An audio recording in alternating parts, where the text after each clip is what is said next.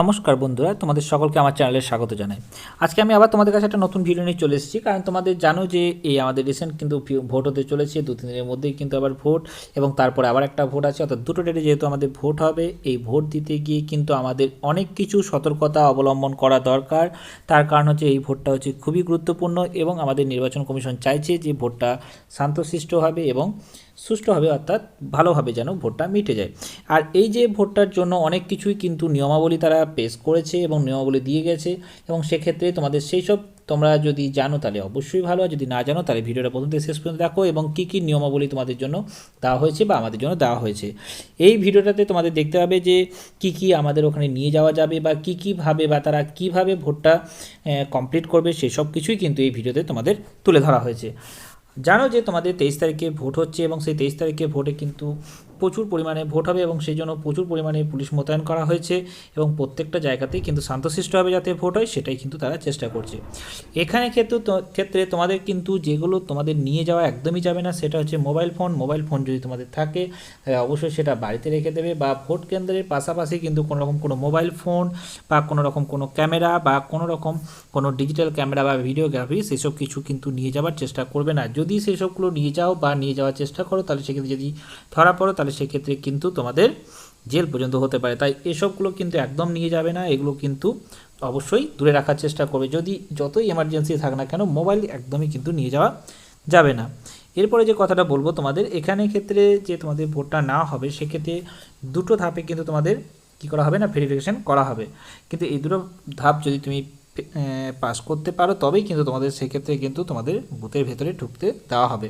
প্রথম ক্ষেত্রে কী হচ্ছে না, প্রথম ক্ষেত্রে তোমাদের বাইরে যেটা তোমাদের একটা যে কেন্দ্র, সেই কেন্দ্র থেকে বাইরে তোমাদের একটা কী করা হয়েছে, ছোটো প্যান্ডেলের মতো বা করে দেওয়া হয়েছে। সেই প্যান্ডেলে কিন্তু তোমাদের ফার্স্টেই কিন্তু ওখানে তোমাদের চেক করা হবে। সেখানে চেক করবে কিন্তু সেন্ট্রাল ফোর্স, কিন্তু তোমাদের আইডি চেক করবে। আইডি চেক করার পরেই কিন্তু তোমাদের সেখানের মধ্যে তোমাকে এন্ট্রি করতে দেবে। এন্ট্রি করতে দেওয়ার পরেই সেখানে ক্ষেত্রে তোমাদের যে বিএলও আছে, যে বিএলও সে কিন্তু তোমাদের ভোটারটা যাচাই করবে যে হ্যাঁ তুমি আদৌ সেটা কিনা। সেই জন্য তোমাদের যাচাই করার পর তারপর কিন্তু সেই যাচাই করার সময় কিন্তু তোমাকে অবশ্যই কিন্তু অরিজিনাল আইডি নিয়ে যেতে হবে। অরিজিনাল যদি আইডি কোনো কিছু না থাকে, তোমাদের এর আগের ভিডিওতে আমি তোমাদের বলেছিলাম যে তোমাদের কী কী ডকুমেন্টস নিয়ে যেতে হবে, অর্থাৎ তোমাদের ভোটার কার্ড না থাকলেও কিন্তু তোমরা ভোট দিতে পাবে, এবং তার জন্য তোমাদের কী কী ডকুমেন্টস নিয়ে যেতে হবে সেসবগুলোও কিন্তু তোমাদের এর আগের ভিডিওতে আমি বলেছিলাম। সেই সবগুলো এই 12টি ডকুমেন্টসের মধ্যে যে কোনো একটা ডকুমেন্টস অরিজিনাল নিয়ে গেলেই কিন্তু তোমাদেরকে ক্ষেত্রে কিন্তু সেখানে ঢুকতে দেওয়া হবে। যদি না থাকে অরিজিনাল আইডি, তাহলে কিন্তু তোমাদের কোনো রকমভাবেই কিন্তু ভোট দেওয়া যাবে না। এবং 100 মিটারের মধ্যে কিন্তু কোনো রকম কোনো কিছু প্রচার, কোনো দলের কিন্তু প্রচার করা যাবে না, বা কোনো এজেন্সিকে সেখানে দেখা যাবে না। সেক্ষেত্রে কিন্তু 163 ধারা কিন্তু জারি অলরেডি হয়ে যাবে, অর্থাৎ ভোটের 48 ঘন্টা আগে থেকে কিন্তু সেই বুথ কেন্দ্রের পাশে কিন্তু কেউ কিন্তু ঘোরাঘুরি করা যাবে না।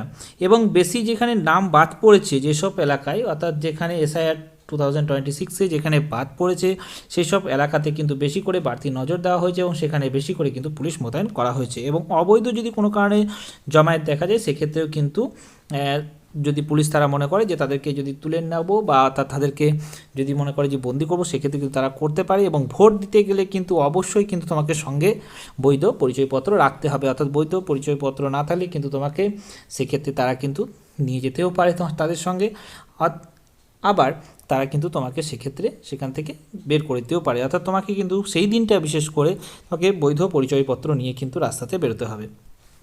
এরপরে যেটা আরেকটা কথা বলি, এখানে তোমাদের যে ভোটটা দেওয়া হবে সেটা হচ্ছে যে এটা হচ্ছে যে তোমাদের কন্ট্রোল ইউনিট থাকে, সেই কন্ট্রোল ইউনিটের পর সেখানে থাকে একটা ব্যালট ইউনিট, এবং তারপর থাকে ভিভিপ্যাট। অর্থাৎ তোমরা এখানে মাধ্যমে তোমরা ভোটটা দেবে, এবং কোথায় ভোটটা দিচ্ছ না দিচ্ছ সেটাই কিন্তু তোমরা এই স্ক্রিনের মধ্যে দেখতে পাবে। এখানে একটু জাস্ট আলাদা করা হয়েছে, কারণ তোমাদের এর আগেও বলা হয়েছে বা থেকেছো যে শব্দ উঠলেই সঙ্গে সঙ্গে বেরিয়ে চলে আসতে, কিন্তু এখানে কিন্তু তা নয়।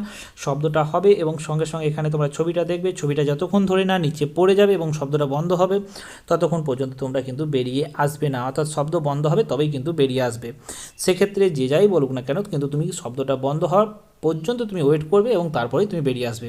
এক্ষেত্রে কিন্তু বারবার কিন্তু নির্বাচন কমিশন এটাই বলে আসছে যে তোমাদের এটা কিন্তু করতে হবে।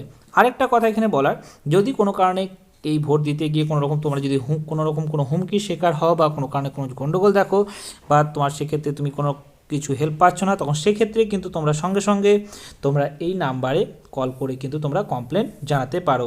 এই নাম্বারে কল করে কমপ্লেন জানালেও কিন্তু কাজ হয়ে যাবে। অর্থাৎ তোমরা ভোট কিন্তু অবশ্যই দিতে যাবে এবং শান্তিপূর্ণভাবে ভোট দেওয়ার চেষ্টা করবে। যদি কোনো গণ্ডগোল দেখো তাহলে অবশ্যই এই নাম্বারে কল করে তোমরা তার বা তোমার কমপ্লেন তুমি জানাতে পারো। আশা করি ভিডিওতে তোমাদের বোঝাতে পেরেছি কি করতে হবে কি না করতে হবে। অবশ্যই কিন্তু তোমাদেরকে বারবার বলবো যে ফোন কিন্তু নিয়ে যাবে না। ফোন যতই আমাদের দরকারি জিনিস হোক না কেন, বা রিলস বানানো বা ব্লগ বানানোর যদি চেষ্টা করতে যাও, সেক্ষেত্রে যদি কোনো রকম কোনো ফোর্স যদি দেখতে পায় তাহলে সেক্ষেত্রে কিন্তু তোমাদেরকে কিন্তু আটক করে নিতে পারে বা ফোনটা নিয়ে নিতে পারে। আরেকটা কথা, কখনোই কিন্তু কোনো সেন্ট্রাল ফোর্স যদি তোমার চেনাশোনা হোক বা কোনো রকম কোনো জানাশোনা বা আগে দেখেছি এরকম টাইপের যদি কোনো কার্ডে হয়ে থাকে, তার সঙ্গে কিন্তু কোনো কথা বলতে যাবে না। সে কথা বলতে গেলেও কিন্তু তোমাদের প্রবলেম আছে। তার কারণ হচ্ছে এবার কিন্তু ভিডিও অর্থাৎ তোমাদের সিসিটিভি কিন্তু দুরকম থাকছে, অর্থাৎ একটা বাইরে থাকবে একটা ভেতরে থাকবে। সেই জন্য কিন্তু তোমরা কখনোই ভুল করে তাদের সঙ্গে কথা বলতে যাওয়ার চেষ্টা করবে না। আশা করি ভিডিওতে তোমাদের সব কিছু বোঝাতে পেরেছি। এর বাইরেও যদি তোমাদের কোনো কিছু কোয়ারিজ থাকে তাহলে অবশ্যই তোমরা কমেন্ট করে জানিও, আমি তোমাদের অ্যান্সার দেওয়ার চেষ্টা করব। আশা করি ভিডিওটা তোমাদের ভালো লেগে থাকবে। যদি ভালো লেগে থাকে তাহলে অবশ্যই লাইক শেয়ার কমেন্ট করে দিও এবং সাবস্ক্রাইব করে দিও। Thank you.